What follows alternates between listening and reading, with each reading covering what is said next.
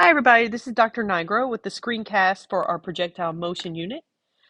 This screencast is going to cover the introduction to projectile motion and then focus exclusively on cliff problems. I'll have a second screencast that will focus on up and out style problems. All right, so what is a projectile? All right, well, imagine you're playing basketball with your friends. You step back and shoot the basketball at the hoop. Draw the path that you think the ball will take as it moves from your hands to the hoop. All right, so if we have our basketball, all right. Now, you could draw the path a couple different ways. One way is to do a straight path to the basket. All right. Now, if you've ever tried to shoot a basketball in this way, you hopefully will recognize that's not going to work. All right. Instead, what most people do is they shoot it up and out towards the basket. All right. This is a pathway that's more common if you're going to shoot a basketball. And based on this path, we can see that there are two types of motion. We've got the upwards motion, which is vertical. This will take place in the Y direction. And then we've also got horizontal.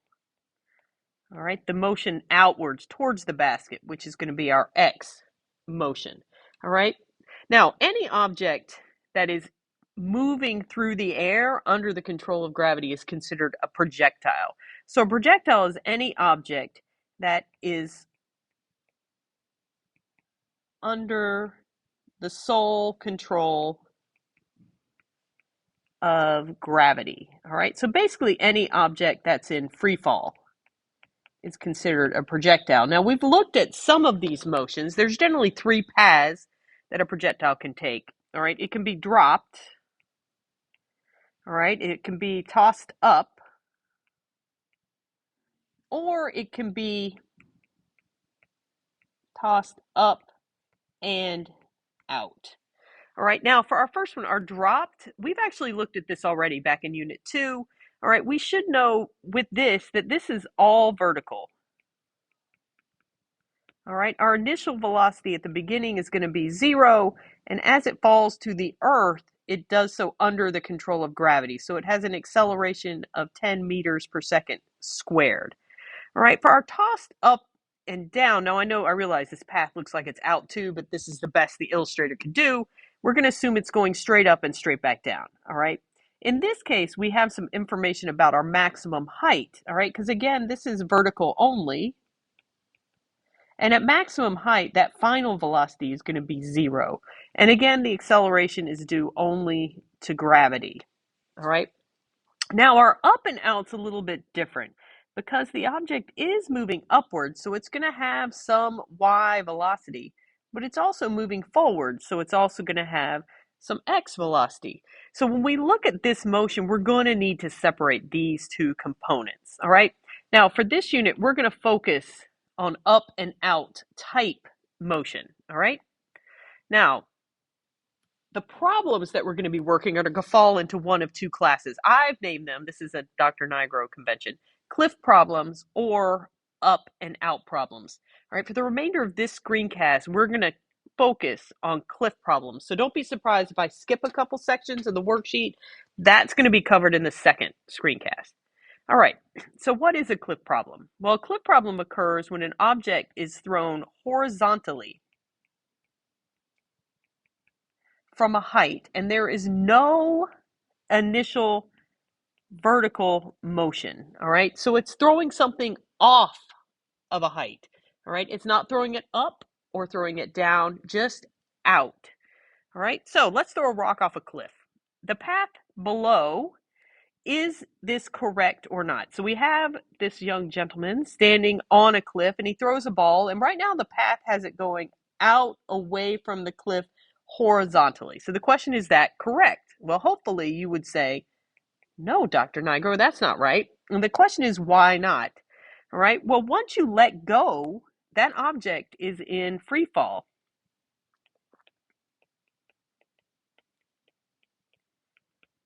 All right, which means that gravity will pull it down.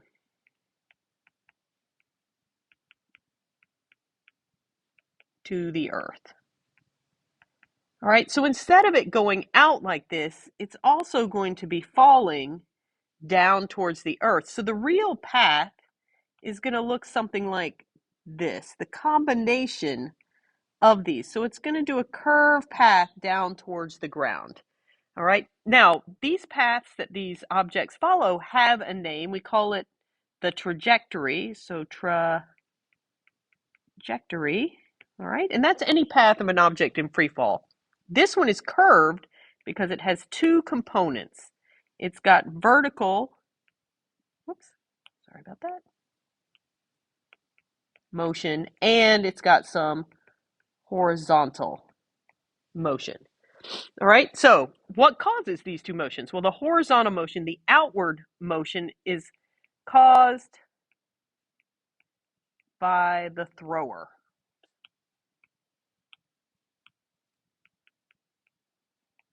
All right, so in this case, this person causes,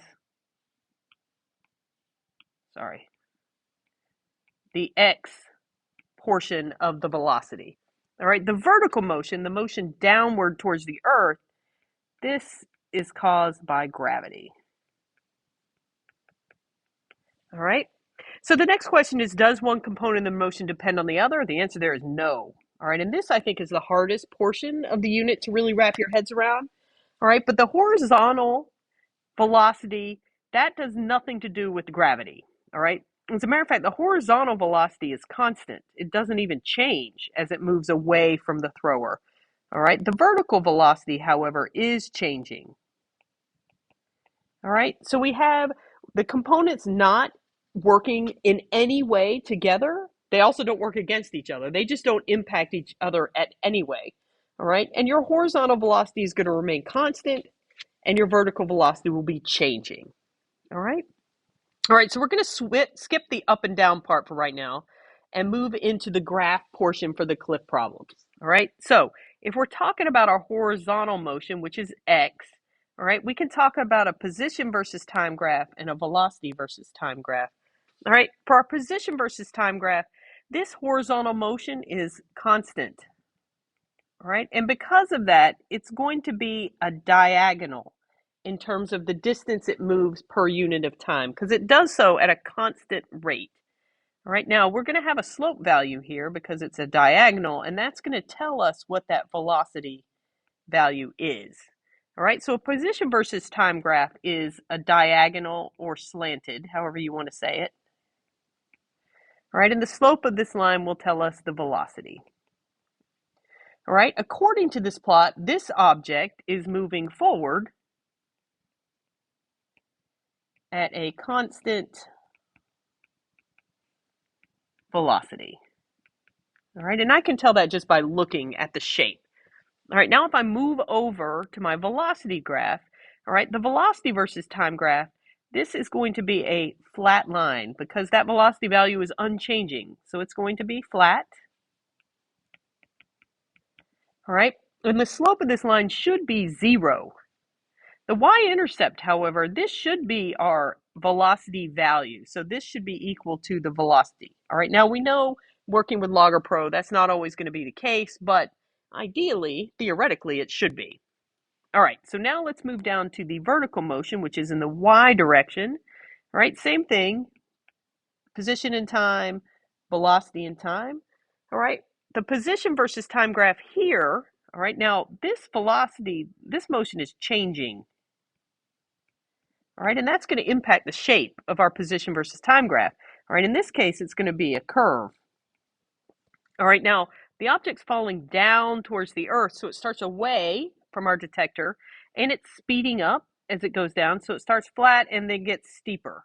So this is what our curve will look like for our position versus time graph. All right, so according to the plot as I've drawn it, the object is moving down with changing velocity.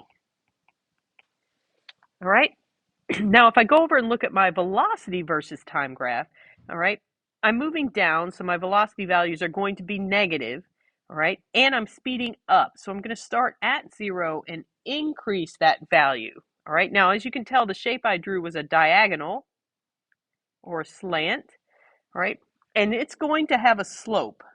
Now this slope is velocity divided by time, So that is our acceleration value. And because it's free fall, it should be around negative 10 meters per second squared. All right, so again, the slope is acceleration. And the y-intercept here should be 0, all right, but it also could be whatever that initial velocity is going to be, all right? All right, now, again, we're going to skip the graphs for up and out right now. We'll come back to those, and we're going to move down to problems, all right? So when you work projectile motion problems, you've got to remember there's always two components to each problem, all right? We've got our horizontal motion on our x-axis and our vertical motion on our y-axis. All right, the distance d, the velocity v, and the acceleration aspects of these two components are independent of one another. So we have to keep them separate in our minds, in our problems, and in our calculations. All right, it's handy to use a table to help with this task, and I've set one up over here. It's a little graphic organizer. All right, as I say in class, you can use it or not. It's kind of up to you. I find it handy, all right, particularly as we get started.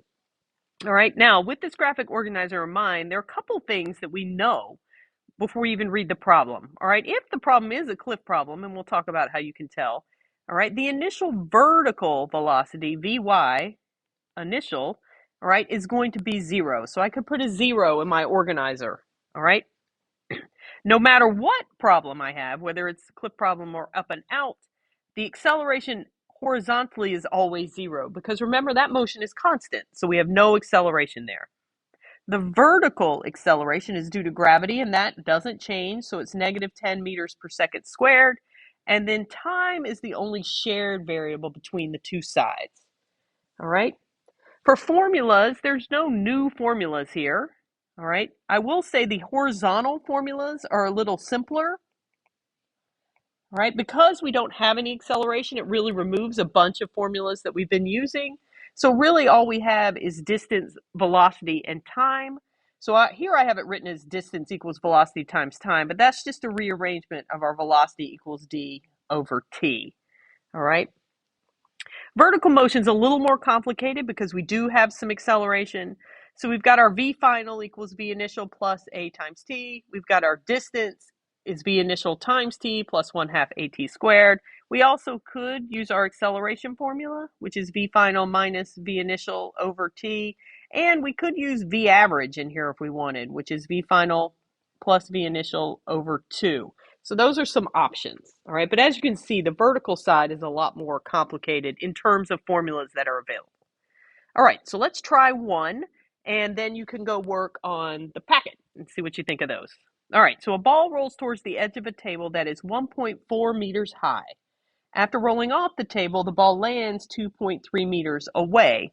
Draw a picture of this motion in the box below and label any given information. All right, so here's my table.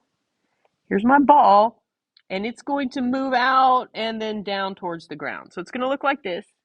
All right, the information given, I was told that the table was 1.4 meters high and that the ball lands 2.3 meters away. So that's the information that's been given. All right, so let's go up to my graphic organizer and fill in what I know. All right, well, 1.4 meters high is dy, because the word high is my key there. And then 2.3 meters away is going to be dx. All right. Now, in addition to that, I know that the horizontal acceleration will be 0 and the vertical acceleration will be negative 10. All right. Looking at the problem, I've got an object rolling horizontally and then falling off a height. So that makes this a cliff problem. All right, and if this is a cliff problem, then I know that my initial vertical velocity must be 0. So I can already fill in this much of my organizer just with what I've been given and knowing that I have a cliff problem. All right, so for the first part, it says, how long does it take the ball to hit the ground? So that means I'm looking for time. All right, if I go look at my organizer, if I want to find time, I either need to choose the X column or the Y column for my data. And I can look at the X column and see that I'm missing velocity. So without that velocity value, I can't use my velocity equals d over t formula to find t. So I've got to go look at my horizontal my vertical component, all right? So over here, I have distance, v initial, and acceleration, all right? And there is one formula that incorporates those three variables plus time, my distance formula. So distance is v initial times time plus 1/2 at squared, all right? My v initial is 0, so that goes away.